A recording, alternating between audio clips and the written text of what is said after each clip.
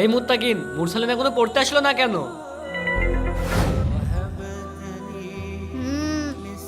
ওই দেখ, মুরসালিনও আসেনি, হুজুরও আসেনি। আমরা ক্রিকেট খেলতেছিলাম, মুরসালিন আমাকে মার খাওয়াইছিল না। হ্যাঁ, আজ মিথ্যে কথা কি হুজুরের হাতে মার খাবো, চল। হ্যাঁ হ্যাঁ চল। কিরে মুত্তাকিন কথা কছিস না কে? না হুজুর, কিছু না। হুজুর, মুরসালিন দেখলাম পড়তে না এসে ক্রিকেট খেলতেছিল। কি তাই? জি হুজুর। কি পড়তে না এসেও ক্রিকেট খেলতেছিল? আজ পড়তে আসুক ওরা আমি দেখছি। হুজুর আসসালামু আলাইকুম। নবাব বাবু এসেছেন? হুজুর আমি আমি জানি না তুই কি করতেছিলি, আয় এদিকে আয়। তোর তো দিকে নেই, পড়তে না এসে খালি খেলা করা।